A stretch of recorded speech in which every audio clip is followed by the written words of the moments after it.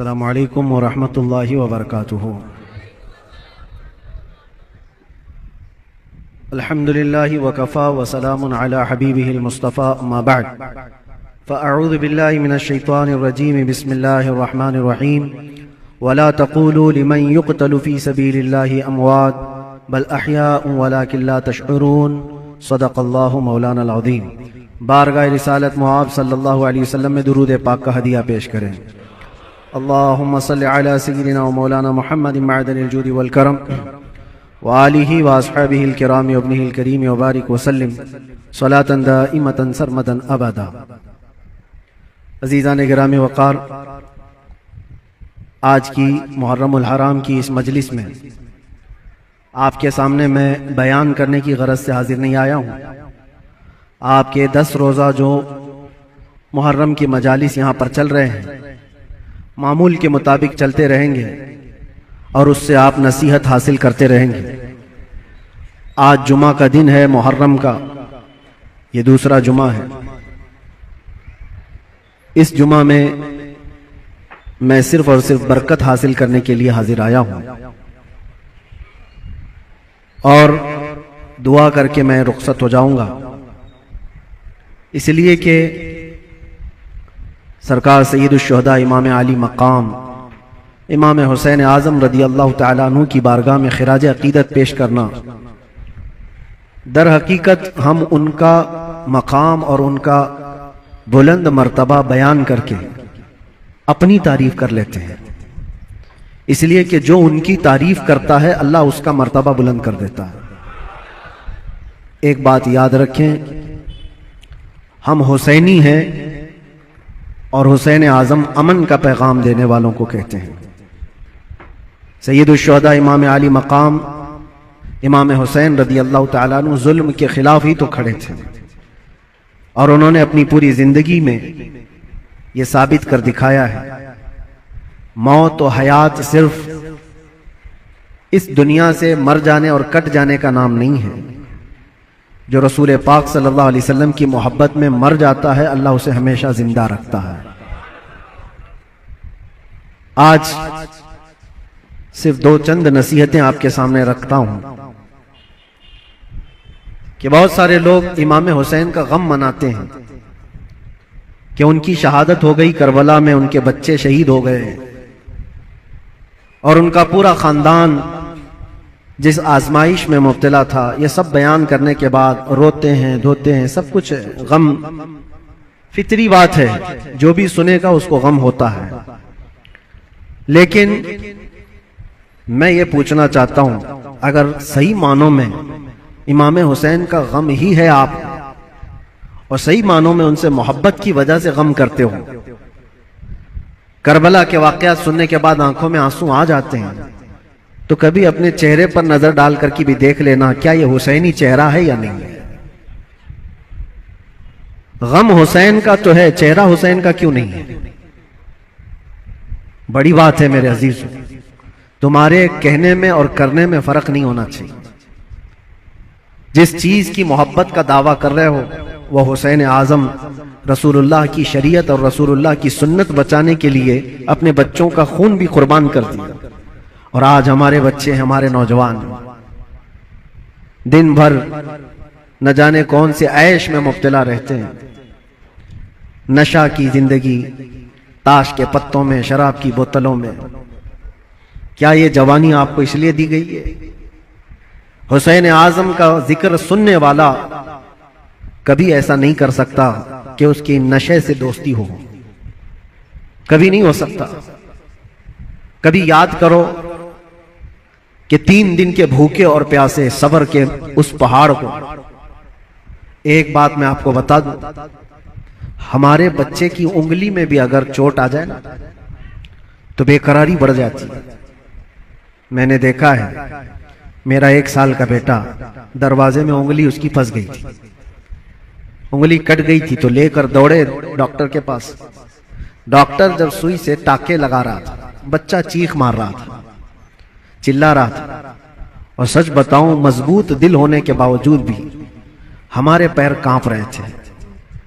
بار بار یہ دل کر رہا تھا کہ بچے کو تھام لوں، डॉक्टर और नर्स हमें आने से मना कर रहे थे, आप दूर खड़े रहिए, इलाज कर रहे थे। उंगली के टाके देखा नहीं जाते हमसे अपने बच्चे के। वो इमाम हुसैन 6 महीने के बच्चे को लेकर जब यजीदियों के सामने आए, सिर्फ पानी के एक कतरे के लिए, और उन यजीदियों ने दूर से तीर चलाकर इमाम हुसैन के बच्चे को शहीद कर दिया। गले में तीर चला और खून का फव्वारा निकलकर इमाम हुसैन के चेहरे पर लगा। जानते हो मेरे अजीजों, अपने हाथों में उस बच्चे को लेकर क्या उन्होंने रोना धोना किया? नहीं, अल्लाह की बारगाह में पेश किया और अर्ज किया कि मौला मेरी ये छोटी कुर्बानी भी कबूल फरमा ले। क्या इतना जिगर है किसी के पास? एक तरफ भांजों के भतीजों की लाशों को देखना, अपने भाई की, सगे भाई की लाश देखना, बहुत सब्र किया, लेकिन कभी आप सोचते हैं ये सारा सब्र किसके लिए था? इसलिए था कि हुजूर की शरीयत हम तक पहुंच जाए, आने वाली नस्लें सीधे रास्ते पर चल सकें, इसलिए इतनी बड़ी कुर्बानी थी। और अगर आज हमारा नौजवान सीरत हुसैन पर नहीं चल सकता तो फिर वो गमे हुसैन मनाने का अहल भी नहीं है, वो करबला सुनने का अहल भी नहीं है। करबला के वाकयात सुनने वाला नौजवान वो सच्ची तौबा करके सच्चे रास्ते पर चलने का अज़म करे तो ही हकीकी मानों में वो हुसैनी कहलाता है। और आपको पता है हुसैन आजम के साथ कौन था करबला में? सिर्फ उनका खानदान। 82 लोग, 82 लोग गए थे, जिसमें से तो 72 के करीब शहीद हो गए। औरतें बची थी, आपकी बहन और आपकी बीवी, आपकी बेटी। या औरतें जब कैदी बन करके जा रही थी, लोग उल्टा सीधा बयान करते होंगे, लेकिन सही मानों में रिवायत यह है कि उन अहले बैत की खवातीन को उस हालत में भी पर्दे में देखा गया है। अहले बैत की कोई औरतें बेहिजाब नहीं थी, वो अपने पर्दे की पाबंदी कर रही थी, जैसे चाहे वैसे। आपको एक बात बताता हूं, जब इमाम हुसैन का सर लेकर के दिमश्क में पहुंचे, दिमश्क में जब पहुंचे तो पूरे लोग सर इमाम हुसैन को देखने के लिए भीड़ लगाए हुए थे। तो उस वक्त हजरत बीबी सकीना जो 9 साल की थी, इमाम हुसैन की बेटी, वो भी चल रही थी।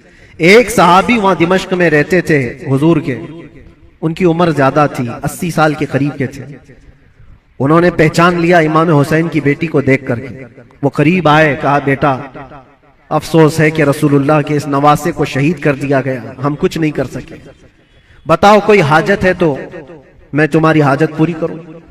ऐसे वक्त में एक घर जिसके घर से सब कुछ लुट गया हो, खाने पीने को भी ना हो और कैदी बनाकर ले जाया जा रहा हो, उस वक्त नन्ही सी बच्ची ने क्या कहा जानते हैं आप? कहा, ऐ मेरे नाना के सहाबी, ये जो मेरे बाप का सर नेज़े पर डालकर ले जा रहे हैं, इसको थोड़ा आगे कर दीजिए, ये जुलूस में आगे कर दीजिए। कहा क्यों ऐसा कह रहे हो? कहा इसलिए कि उस सर को देखने के लिए भीड़ जमा हो रही है, और वो सर देखते देखते लोग हमारी इज्जतों को भी देख रहे हैं, हमारी तरफ भी देख रहे हैं, हमारी बेपर्दगी ना होने पाए। जो सर देखना चाहते वो सर देखें, हम तो कम से कम महफूज रहे। उस आलम में भी अपने पर्दे की हिफाजत करने वाली अहले बैत की वो छोटी सी बच्ची पर कुर्बान जाओ। आज हमारी भी औरतें हैं, औरतों को इस करबला के वाक़े से ये सीखना चाहिए कि जितने ऐश परस्ती में दुनिया तुम्हें आज बाहर दावत देकर बुला रही है, मेरी बहनों, ये हकीकी जिंदगी नहीं, इस्लामी जिंदगी ये है कि रसूलुल्लाह सल्लल्लाहु अलैहि वसल्लम के अहले बैत से जुड़े हुए हर खातून ने ऐसी जिंदगी गुजारी है कि किसी अजनबी ने जिंदगी भर उनके किसी चीज को देखा नहीं है। अल्लाह करे कि हमें वो जिंदगियां नसीब हो। बस मेरा ये पैगाम है कि हुसैन आजम को सुनने के लिए सिर्फ रोना धोना जरूरी नहीं, बल्कि हुसैन आजम को सुनने वाले को ये अज़्म और हौसला रखना चाहिए कि मैं अपनी ख्वाहिशात को मार करके अल्लाह की रजा के लिए जीऊंगा, अल्लाह की रजा के लिए जीऊंगा। जो बुरी आदतें जिंदगी में आती हैं उसको तर्क करना ये भी एक बहुत बड़ा अज़्म है, एक बहुत बड़ा हौसला है। नौजवानों से मैं गुजारिश करूंगा, आज पूरी दुनिया तुम्हारी तरफ देख रही है। आज जानते हैं हमारी कौम को क्या क्या इल्जामात हैं कि नशा तुम्हारे यहां बिकता है, नशा तुम करते हो, झूठ तुम बोलते हो, चोरियां तुम्हारे मोहल्ले में हो रही हैं, बहुत सारी आवारगियां। یہ سب باتیں کیوں آئی تمہارے اندر؟ رسول اللہ صلی اللہ تعالیٰ علیہ وسلم کے خاندان سے محبت کرنے والے، اہل بیت سے محبت کرنے والے اپنے معاشرے میں ایسے تو نہیں رہ سکتے۔ جس رسول نے کہا صفائی آدھا ایمان ہے، آج ہمارے محلوں میں صفائی نہیں۔ بات صرف یہی ہے کہ صرف زبان سے حسین حسین کہہ لینے کا نام حسینی نہیں ہوتا، حسینی نہیں ہوتا۔ اپنے عمل سے یہ ثابت کر کے دکھاؤ کہ ہم حسینی کردار رکھتے ہیں، یزید سے آج بھی نفرت رکھتے ہیں۔ اور آخری بات، حکومتیں سب کی جائیں گی، آج جو تخت پر بیٹھے ہوں کل اتر جائیں گے۔ یزید 3 سال تک حکومت کیا، اپنے 3 سالہ دور میں اس نے بہت ظلم کیا، لیکن تختہ ختم ہو گیا، یزید مر گیا۔ مجھے بتاؤ آج پوری کائنات میں جھنڈا یزید کا لہراتا ہے یا حسین کا لہراتا ہے؟ وجہ یہی ہے، حق کے لیے جو کھڑا ہوا رب تعالیٰ اسے قیامت تک زندہ رکھتا ہے۔ اسی لیے ہمیشہ اس بات کو یاد رکھو میرے عزیزو، ظلم کرنے والے ظلم کرتے رہیں گے، مصائب آتے رہیں گے، مصیبتیں آتی رہیں گی، مشقتیں آتی رہیں گی، اندھیرا ہوگا تو اللہ تعالیٰ کی طرف سے اجالا بھی ضرور آئے گا، اجالا ضرور آئے گا۔ اللہ تبارک و تعالیٰ حق کے ساتھ ہمیشہ قائم رہنے کی توفیق عطا فرمائے۔ بس میں آج اتنی نصیحت پر اپنی گفتگو ختم کرتا ہوں، اور دعا کے لیے میں حاضر آیا تھا۔ دعا کرتا ہوں، میرا ایک چھوٹا سا یہ میسج تھا، اس لیے کہ میں ایک چیز آپ کو یہ بھی بتا دوں کہ میں آپ کی اسی جامع مسجد کا امام بھی رہ چکا ہوں الحمدللہ۔ ہمارے بچے یہاں پر ہیں، ہمارے برسوں سے سننے والے سامعین یہاں پر موجود ہیں۔ ہو سکتا ہے کچھ لوگوں کے لیے نیا ہوگا میں، لیکن چونکہ 15 سال گزر گئے تو 15 سال میں بہت سارے معاملات بھی گزر جاتے ہیں۔ کچھ لوگوں نے ہماری امیج کو، ہماری چھوی کو بہت بگاڑ کر کے پیش کیا گیا ہے۔ یہ آئیں گے تو ہلچل مچ جائے گی، ایسا ہوگا ویسا ہوگا، بڑکاؤ ہوگا۔ میرے عزیزو ایک بات یاد رکھو، جو حسین اعظم سے تعلق رکھتا ہے وہ کبھی بھی آتنک سے تعلق نہیں رکھ سکتا، اس کا کوئی تعلق نہیں ہوگا۔ ہاں جو یزیدی ہوگا وہ یزید کے کردار کے ساتھ ظلم کر سکتا ہے، لیکن حسین اعظم کے کردار کو سینے سے لگانے والا وہ اپنے اوپر مصیبتوں کے پہاڑ اٹھا تو لے گا، لیکن فساد اور فتنہ مچانے کی کبھی کوشش نہیں کرے گا۔ الحمدللہ آج میں یہ آپ کے سامنے اس لیے اظہار کے ساتھ کہہ رہا ہوں کہ ہمارا مقصد کسی بھی جگہ پر فتنہ فساد پھیلانا نہیں ہے، لا اینڈ آرڈر کو خراب کرنا نہیں ہے۔ ہم اپنے زبان سے جو بھی بات عرض کرتے ہیں وہ حق کے لیے بات عرض کرتے ہیں، نوجوانوں کی اصلاح کے لیے کرتے ہیں۔ یہاں پر بڑے لوگ گواہ ہوں گے اسی مسجد کے وہ بچے جو 24 گھنٹے نشے میں رہتے تھے، الحمدللہ 60 سے زیادہ نوجوان میرے ساتھ اسی مسجد میں اعتکاف پہ بھی بیٹھے تھے، جانتے ہوں گے پرانے لوگ۔ اور اب تو بچے بڑے بھی ہو گئے اور یہاں تک کہ مسجد کی کمیٹی میں بھی آ گئے۔ بہت سارے لوگ، بچپنا ہوگا، جوانی آئے گی، بڑھاپا بھی ہوگا۔ پہلے کے لوگ بھی یہاں پر جو مجھے جانتے ہیں، ہمارا ایک ہی مقصد ہوتا ہے، ایک ہی مقصد ہے۔ وہ مقصد کیا ہے؟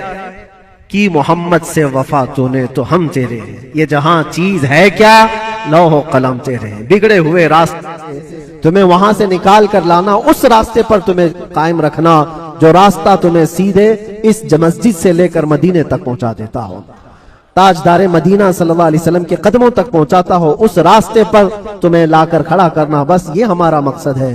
باقی کسی کو جوش دلانا، کسی کو اکسانا، کسی کو فتنہ اور فساد میں لانا کبھی ہم نے پہلے نہ کیا تھا اور نہ ہی کرنا ہے۔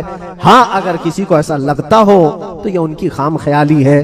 بس ہم تو یہ کہیں گے یا رسول اللہ تیرے غلاموں کا نقش قدم ہے راہ خدا، وہ کیا بہک سکے جو یہ چراغ لے کے چلے، وہ کیا بہک سکے جو یہ سراغ لے کے چلے۔ بس آخری میسج یہی ہے کہ محمد سے وفا تو نے تو ہم تیرے ہیں، یہ جہاں چیز ہے کیا، لوح و قلم تیرے ہیں۔ زندگی تمہاری اپنی نہیں ہے، یہ اللہ کے رسول کے لیے دی ہوئی زندگی ہے۔ میرے مرشد گرامی حضور تاج الشریعہ بدر الطریقہ رحمت اللہ تعالی علیہ یہ کہہ کر کے گئے، زندگی یہ نہیں کسی کی کسی کے لیے، زندگی ہے نبی کی نبی کے لیے، نہ سمجھ مرتے ہیں زندگی کے لیے، جینا مرنا ہے سب کچھ نبی کے لیے۔ لبیک یا رسول اللہ، لبیک یا رسول اللہ، لبیک یا رسول اللہ وآخر دعوانا الحمدللہ رب العالمین۔ پھر کسی موقع پر انشاءاللہ العزیز آپ کے ہاں حاضر آئیں گے، جو بھی معاملات ہوں گے سب کو کلیئر کر کے انشاءاللہ العزیز آپ کے سامنے بیان کریں گے۔ السلام علیکم ورحمۃ اللہ وبرکاتہ۔